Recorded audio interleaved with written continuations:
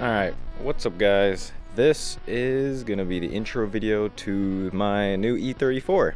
Doors are open because it's hot as balls today, and it's the hottest day of the year so far, I think, and it's only like mid-April. Anyway, we're gonna get right into it. First we're gonna start on the exterior, look at what's wrong, then we'll jump into the interior, look at what's wrong, then we'll go under the hood, then under the car. I'll put some chapters in it so you'll be able to see. So this car is a 1995 BMW E34 525i automatic. Got the M50 B25 TU in it, which means it's got the single vanos just on the intake. Maybe one day I'll do a turbo kit on it, I'll see. So starting at the front, you'll notice the hood is all kinds of like messed up. It's got like these little like rust holes and stuff. I'm definitely gonna paint it. Also, this logo is like, I guess like it's like sunburnt or something like that, sun damaged. We got the nice glass headlights, and we do have the wide nose on this. So I learned that only the 1995 525i was the only non-V8 to get the wide nose. So I'm really happy about that because I really like the wide nose.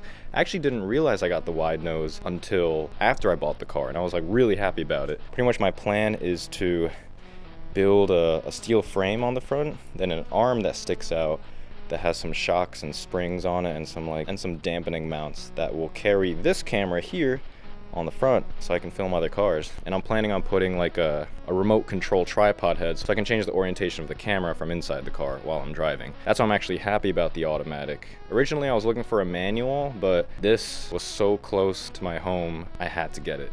But now I'm happy I got automatic, so I guess I can drive while controlling the camera in the front in the future. Bumper, the right side is damaged, as you can see. I'm looking for a new bumper on like Facebook Marketplace because this looks pretty terrible. Fog lights, they did come in the trunk of the car. One of them is shattered though. I might have to get one new one. Go along the left side.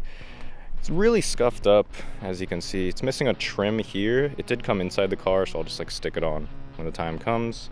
Gas cover, it came with the gas cap or the gas cover door, but the hinge is broken. I ordered a new one, so that's coming. The back side, 525i. I'm probably gonna debadge it or just take off the numbers because, well, with the wide nose, people are gonna think I have a V8. So, you know, I think I'd rather do that. And plus, it'll make it look cleaner. Got like some pretty bad damage. That's not dirt. That's like, I'm not even sure what that is. It's just like paint that disappeared. This, I don't know what, I think there's actual like paint on it. A little bit of paint there, but whatever. The hood is real scratched up. Pretty much trunk's gonna have to get painted. Honestly, the whole car might even have to get painted, but that'll come down the line. Close this for now. So we got, it looks like they sold me the car with 4 new tires. This is hella deep. I don't know if you can see that. This is really deep, which is really good. And there's also new brake pads all over. They are some chunky brake pads, and I think the rotors are old, but the rotors look like they're fine. Driver door, there's a really common issue where there's rust at the bottom of the door. This door doesn't seem to have much or any rust, which is really good, but the bottom floating trim is kind of warped, but it is what it is. So the passenger side door does have a little bit of damage here, or a little bit of rust. It's actually not that great. The inside's fine, but the outside looks kind of ugly. That's a problem for another day, I guess. If you want to look closer, these door handle seals are crapping out, so I'm probably gonna replace these because they're really dried out. Okay, let's step inside the car. Oh, hey, can you see me? What's up, guys? I got a haircut, and this is my camera rig. Hopefully I can get inside the car with it because it's kind of tight. Let's pull this back a little. Electric seats, both on the driver and passenger door, or passenger seats. That's freaking great. Oh yeah, so pretty much I recorded an intro video like 2 days ago, but the audio was garbage. Listen to this. The original. Oh, hello. Hello, doggy. Hi, doggy. You want to meet my dog? Look. Boy, you want to say hi to the dog? Oh, he left. So I'm redoing it now. I did do some work to it already, but I just want to get a nice, clean, quality. Oh, that's a bee. That's a wasp. That's a wasp. Oh my God, dude. I hate fucking wasps, dude. Fuck wasps. Fuck mosquitoes. Fuck all evil bugs, man. All right, we're getting into the car and shutting the door. Okay. I'm gonna melt in here. It's really hot. We got, you know, the interior. The driver window does work. The passenger window is not on the rails anymore, and the 2 back windows do not work. All the gauges work except for the MPG gauge. The MPG gauge it literally just swings and disappears behind the cluster, so whatever, I guess. We got cold blowing AC, we got a transmission, an automatic, but this thing is kind of messed up. Pretty much when you bring it down to drive, it thinks it's in the previous one neutral, which kind of stinks. So I'm gonna have to figure that out, but it does drive, it does shift, which is good. Black leather interior. The headliner is all kinds of messed up. This sunroof module is terrible, and then whoever did the sunroof delete did a terrible job kind of like doing the headliner. I might have to do a new headliner, but that's down the line. Cosmetics later, mechanical first. So that's really it for the interior. I don't think there's much here. Oh god, it is so hot. I'm gonna pop the hood. Jesus, it is hot, dude. I'm taking a break. So this has the front opening hood like so. That's the engine. Everything's there. It looks pretty good. All the hoses and stuff. Not much is cracked. There's no rust on the engine mounts or anything. I took off the beauty covers because I had to take a look at it. Because one thing that you'll notice is this. Yeah, so that is leaking engine oil out of the valve cover. So I'm gonna have to switch out the gasket, and I'll probably have to flush all the oil because it's probably, I think the oil level changes as I drive, which kind of sucks. And the coolant is not fully great, so that is another thing. But besides that, everything else is in working order.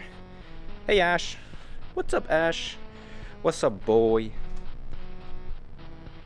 Don't lick the oil off. Take a look underneath, hopefully you guys can see something down there. So you can't see a lot, but it's not rusty underneath. It is really clean for being an East Coast car. The one thing actually under the hood, so that down there, I hope you can see it. That thing right there is rusty. And I think that's the engine block. It's kind of designed in a way where water does pool up right there. It is hopefully just surface rust. It just looks really freaking rusty though. Hopefully that's not too much a problem. So a quick rundown of pretty much what happened with this car. Pretty much this car has been sitting since January. I saw it in March, parked on the side of the street for sale. Oh, this mic is definitely in the shot. Yo, why didn't you guys tell me the mic's in the shot, man? So once it became April, I decided to ask about the car because I got curious. And the first thing they said was, oh, the car doesn't start, so you can't test drive it. You're gonna have to jump it if you want to test drive it. And I was like, oh, like that's already like a turn off. I think I'm not gonna do it. But then about a week later, I got curious again and I was like, well, maybe it's just a battery issue or maybe it's like a singular sensor issue or something. So I asked them to jump the car.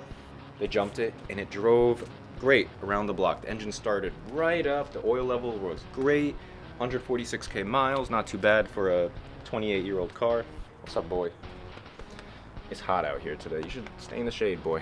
So they offered $2,500. And I threw back $1,500 and we met in the middle at $1,700. I was happy about that.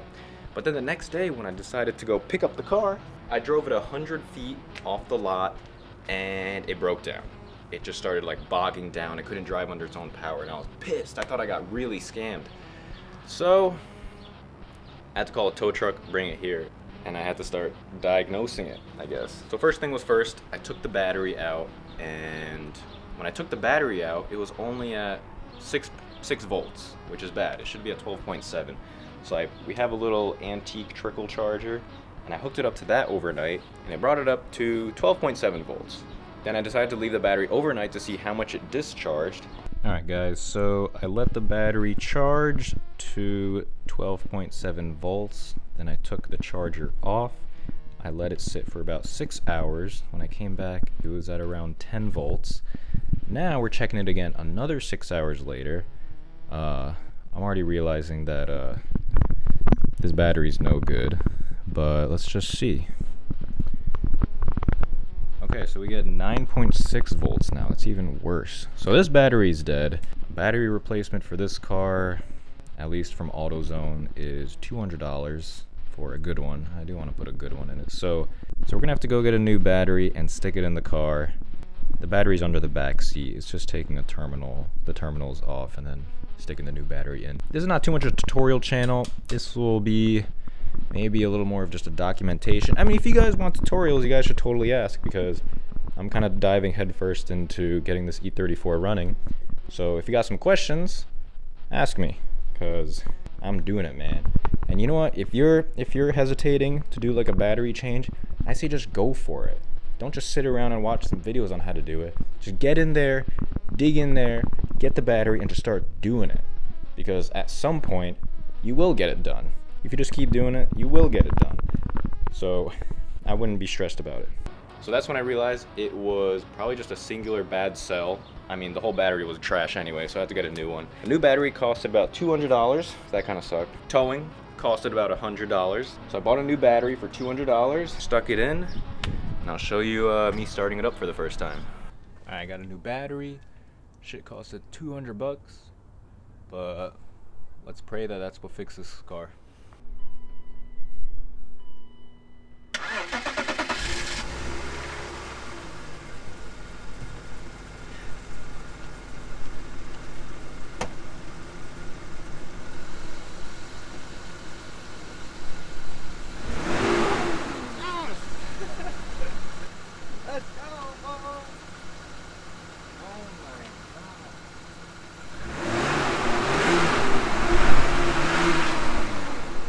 Battery was the only culprit. Got a running ass car for, I guess, a total of like $2,000. Not freaking bad, dude. So this first video was really just an introduction video. I'm gonna test drive it when it gets a little cooler out. One thing is when the engine running, it like smells bad. I don't know if it's oil burning or like gas burning, or if it's just exhaust. It's also a little bit loud. I kind of want to get it a little bit quieter, to be honest. Maybe get a better muffler or something, but I'm not really sure. That'll come down the line. Then after that, it might just be painting. Separate series is gonna be me building the shock absorbing arm. So then maybe in a few months, hopefully just a few weeks actually, I'll be filming other sick cars on the street. And it should be fun. Should be fun. This car stock only makes 189 horsepower, I believe, but people with this single vanless engine have made up to 550 horsepower just by throwing a turbo in it. So hopefully I can tune it to make maybe like roughly 300 horsepower. I'd be happy with 300. 300 is all I'd need for like a filmmaking car, I'd say. But we'll see. Ash, any closing remarks? Boy. I guess that's it for the introduction video to this car. I'll catch you guys in the next video when I test drive the car. Anyway, thanks for watching. Please subscribe. Catch you in the next one.